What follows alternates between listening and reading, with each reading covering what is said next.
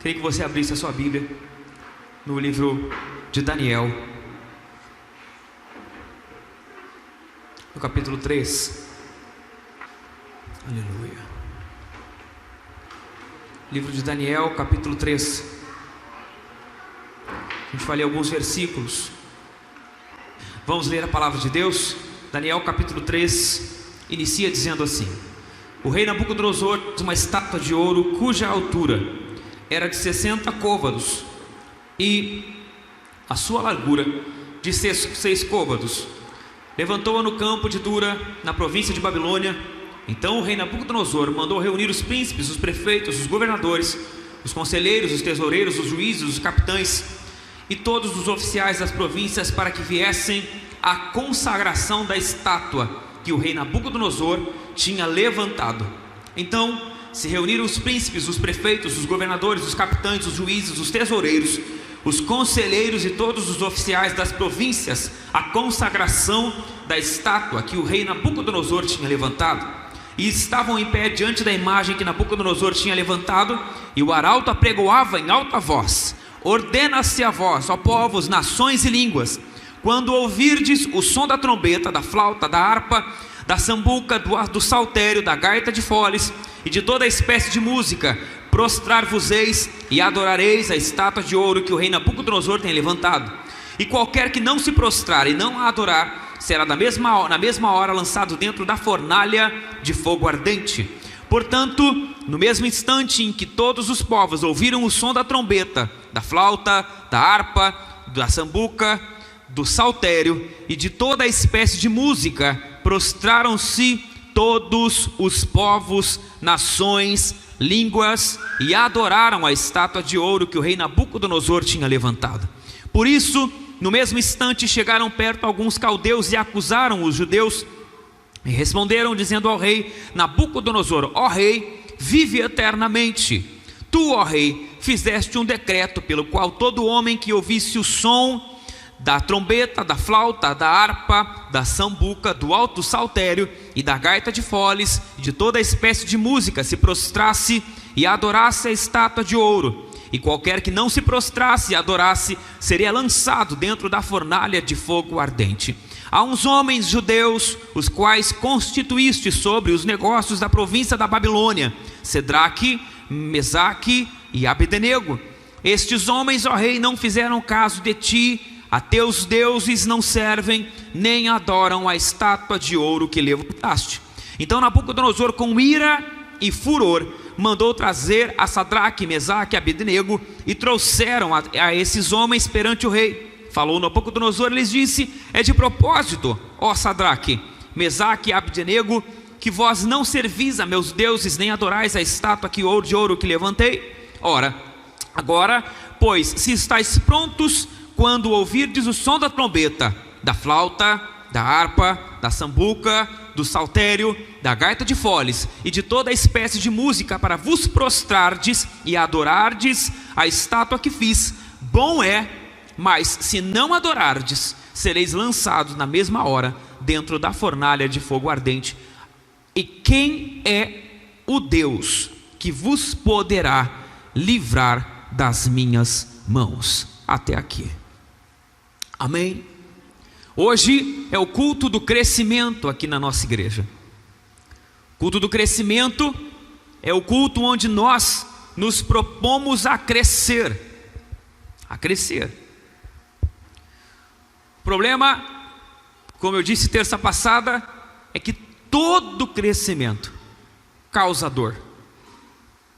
Não existe um crescimento em qualquer área da vida que não cause dor, que não cause perda, que não cause dano, que não cause medo. Não há. Você quer crescer na empresa onde você trabalha, você está lá, você é um estagiário, e você quer crescer na empresa. Para você crescer na empresa onde você é estagiário, você vai precisar trabalhar mais tempo do que os outros funcionários. você vai precisar se dedicar mais do que os outros funcionários.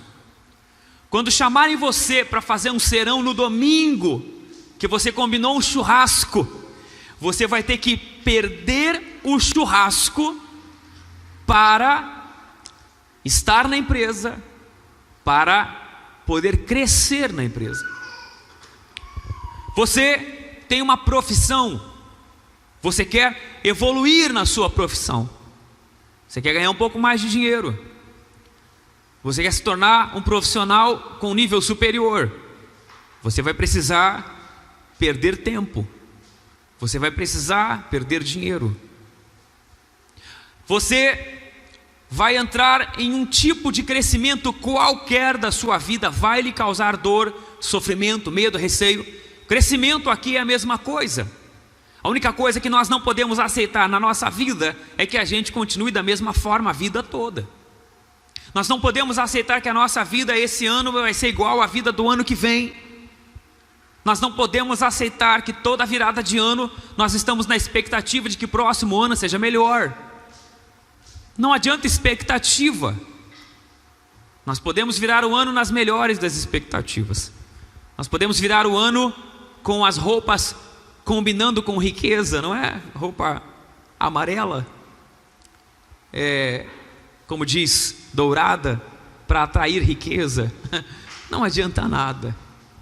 O que atrai, o que faz com que a gente cresça é a perda de alguma coisa, é o sofrimento ou a dor. O corpo humano, quando cresce, dói. Imagina, o corpo humano sente dor ao crescer. A verdade é que esse culto aqui é um culto daqueles que não aceitam, não admitem ficar iguais, precisam desenvolver. E o desenvolvimento e o crescimento causa dor e causa dificuldade.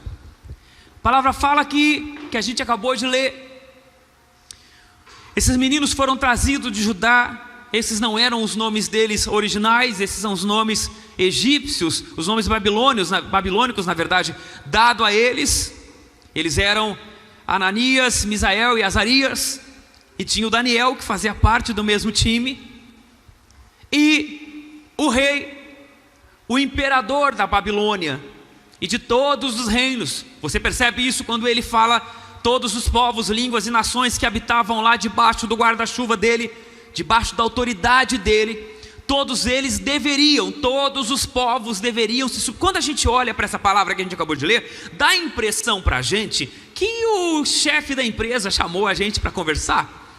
Você não vai adorar? Não era isso não, gente. Era o imperador, que ao ver que aqueles meninos, 3 meninos, não se submetiam às ordens dele, ele chama eles de lá para cá, num terror tremendo, para que eles fossem executados. E a grande verdade é que na nossa vida cristã, para a gente crescer, a gente precisa de um item, que é sobre o que eu quero pregar essa noite.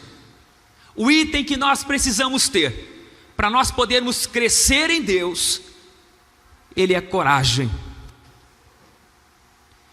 Quem anda com Deus, para poder crescer em Deus,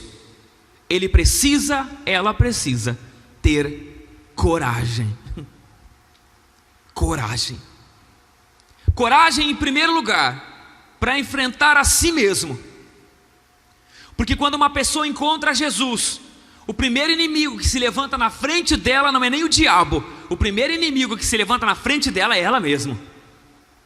Quando ela decide seguir Jesus, ela olha para quem ela é e ela diz: mas eu vou ter que abandonar essas coisas que eu sou. E tem medo. Você sabia que a maioria das pessoas que você convida para vir na igreja, que não são cristãs, que vivem uma vida fora da presença de Deus, a maioria não vem porque não não gosta. Elas não têm nada contra às vezes, mas não vai porque tem medo às vezes de que vai ser colocado numa situação de constrangimento a seguir ao Senhor. E quando for seguir ao Senhor, olha para a sua vida e percebe que vai ter que deixar algumas coisas para trás. Verdade é que não há crescimento sem deixar coisas para trás. E o que a palavra fala é que quando o rei coloca, faz a estátua, começa a escrever o decreto, e vocês percebem que o decreto era tão importante para o imperador, que todo mundo repete o decreto igual. Vocês perceberam ou não? Ninguém lê o decreto resumido, todo mundo lê o decreto inteiro. Ele mesmo, quando vai falar o decreto, ele fala o decreto inteiro.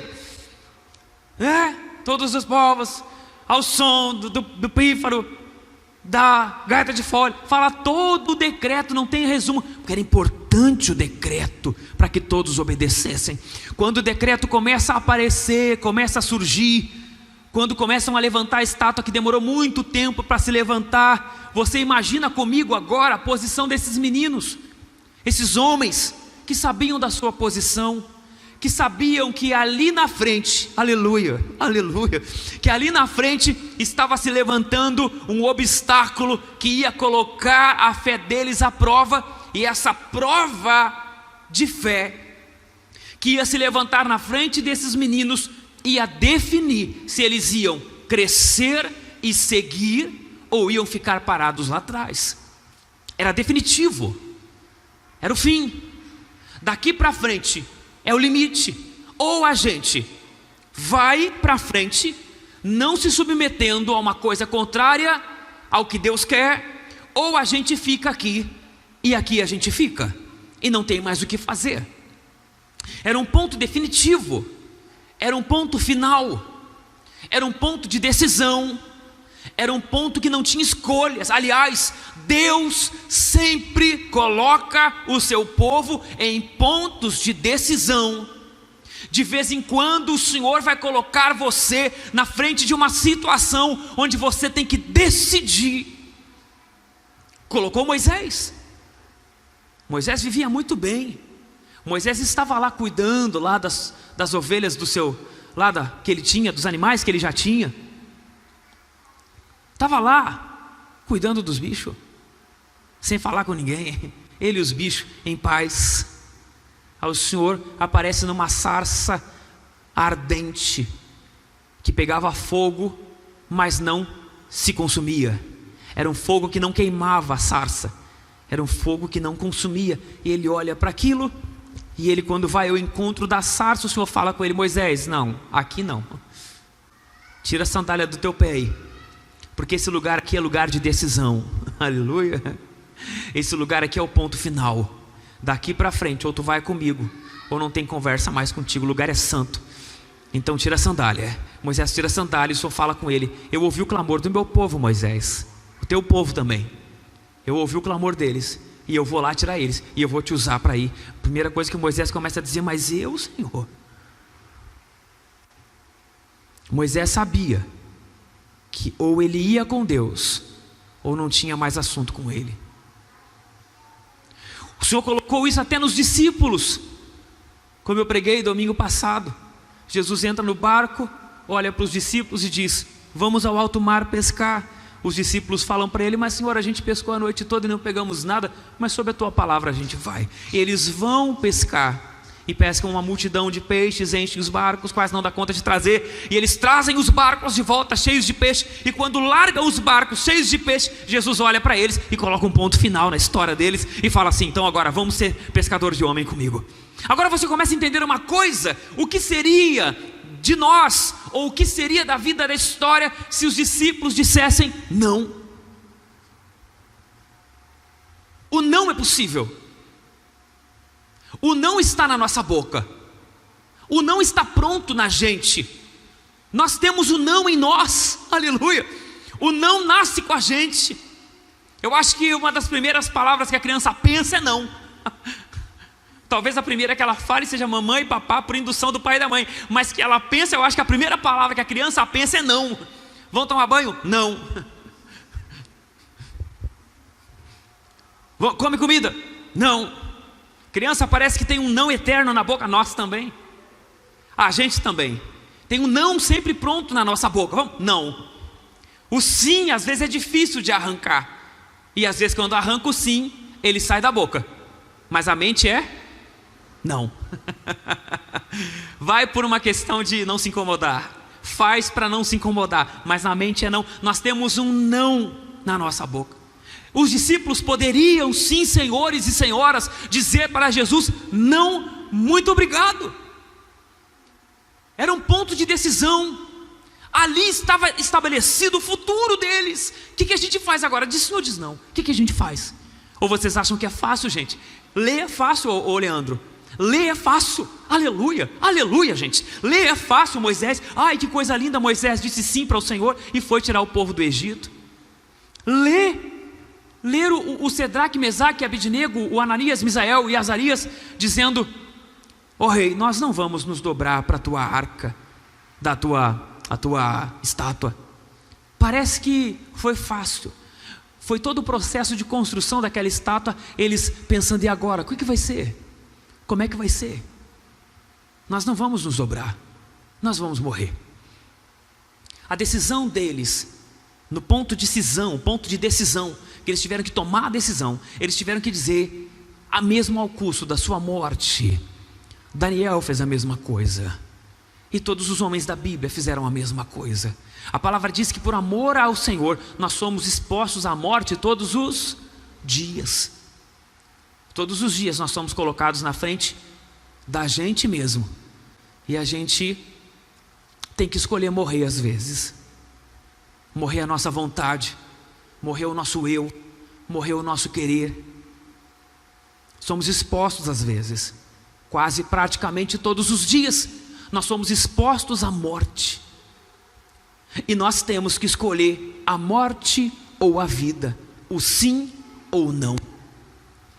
Quando eles chegaram na fornalha, quando chegaram na frente do rei, do imperador, e ele fez esse desafio com eles: vocês não vão se dobrar? Vai tocar a trombeta, o pífaro, a cítara, vai tocar tudo, vocês não vão dobrar? Toque, e eles não se dobram. Por não se dobrarem, eles foram levados à fornalha de fogo ardente, aquecida ainda mais. Levados à fornalha.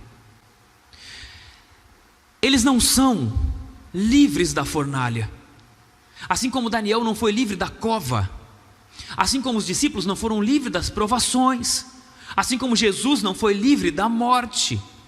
Mas a grande verdade que eu quero dizer a vocês hoje é que a vida está colocando diante de nós todos hoje aqui uma oportunidade de crescimento. O Senhor está colocando diante de nós aqui, porque cada um de nós tem a sua fornalha para enfrentar. Alguns de vocês aqui já estão vivendo com essa sensação de que um dia vai ter um limite, já há muito tempo.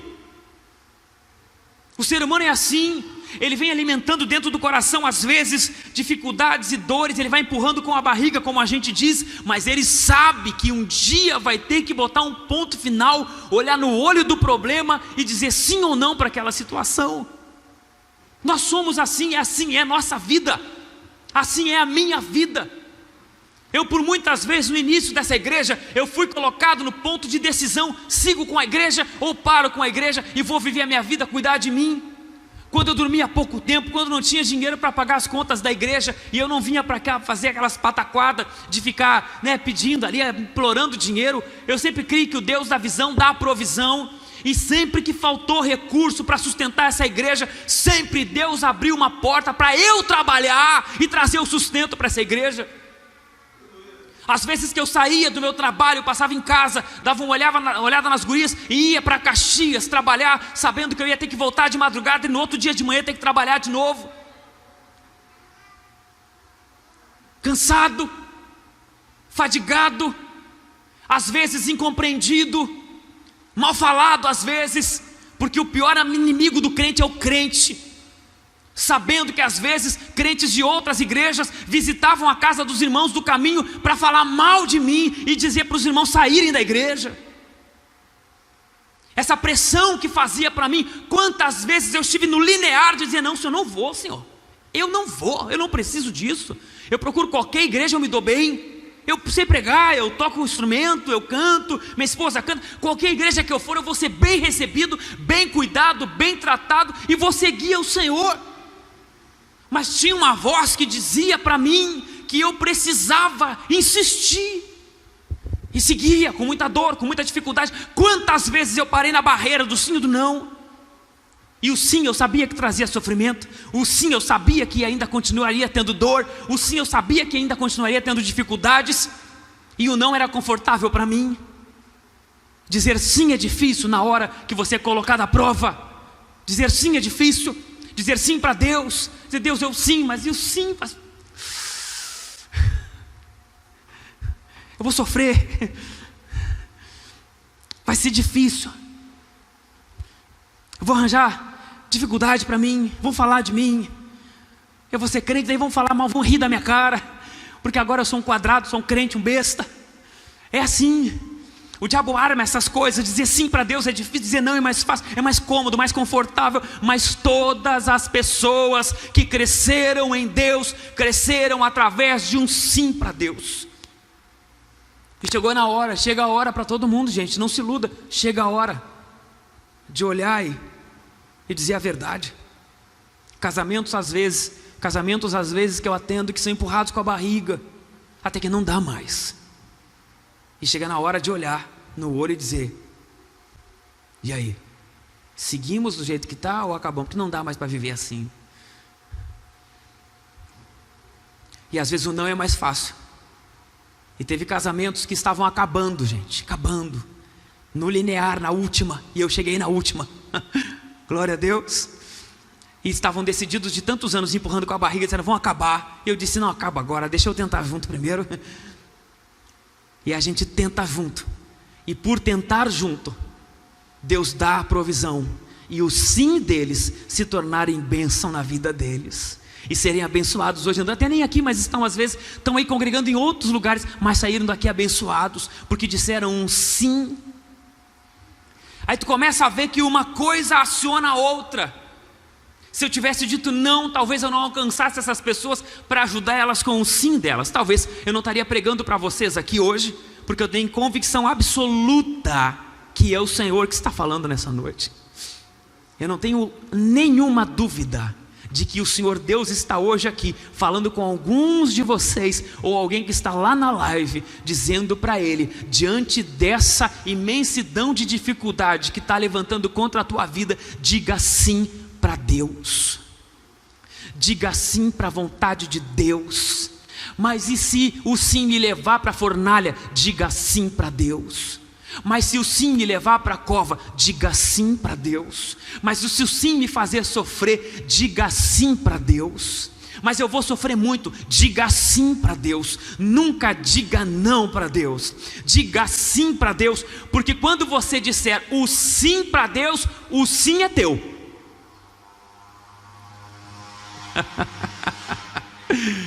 O sim é teu. E é difícil sair o sim. Tem sim da gente para Deus que sai assim, ó.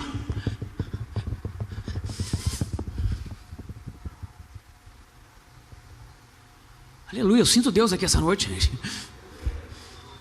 O sim às vezes ele sai tremendo, medo, ansiedade, receio. E como vai ser? Sim, sim. E o Senhor pega o teu sim. E aí depois do teu sim, irmão, aí tu esquece, porque daí agora é com Ele. Glória a Deus. Ele só quer o teu sim. Sim convicto, sim de fé, sim de confiança, sim de certeza que Ele é teu Deus, sim de confiança nele. Ele só quer o teu sim. E aí tu dá o sim e o resto é com Ele. Assim foi com eles. Eles chegaram na frente da fornalha e o imperador disse: não vão se dobrar. E eles disseram sim para Deus. E disseram: não, para ti é não. Eu não vou me dobrar. Talvez com medo, viu, gente? Não se iluda que foi assim, sim, nós somos. Não se iluda, porque a Bíblia não relata. Então não fale o que a Bíblia não fala, só fale o que a Bíblia fala. E a Bíblia não fala nada se estavam com medo ou se estavam com certeza. A verdade é que a probabilidade é que havia um pouquinho de medo no coração, porque eram seres humanos. Jesus teve anseio da cruz do Getsemane, ao ponto de dizer para o Pai para deixar passar ele. Se Jesus teve anseio e medo talvez no Getsemane da cruz, ao ponto de pedir para o Pai não permitir que ele passasse por aquilo, que dirá aos outros?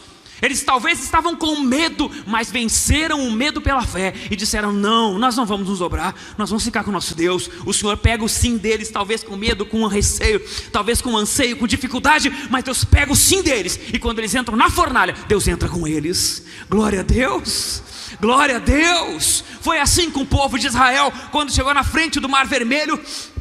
E Moisés olha para o mar, olha para o povo, olha para Faraó, e Moisés começa a clamar a Deus: Deus, Deus, Deus. E Deus olha para Moisés: Moisés, para de clamar, manda o povo marchar. Mas como marchar se tem mar na frente? Marche, o passo de fé é teu, o sim é teu, aleluia. O mar é meu, glória a Deus, gente. O mar é meu, o fogo é meu, o leão é meu, aleluia. Os inimigos é eu que mando, o ser humano, o mundo, o universo, o sol, a lua, as estrelas, quem manda sou eu. Só dá o sim para Deus, aleluia, aleluia. Deus só trabalha com o nosso sim, Deus não trabalha com o nosso não. Deus trabalha com a gente quando a gente dá o sim para Ele. Então se nós hoje, vamos ficar em pé em nome de Jesus, gente. Se a gente hoje quer crescer no Senhor, na vida, se a gente quer experimentar uma nova fase da vida, nós só experimentaremos a nova fase da nossa vida se nós dermos o sim para o Senhor. Aleluia. Não tem outra forma, gente, de Deus agir na nossa vida sem que a gente entregue para Deus o nosso sim. Sim, Deus,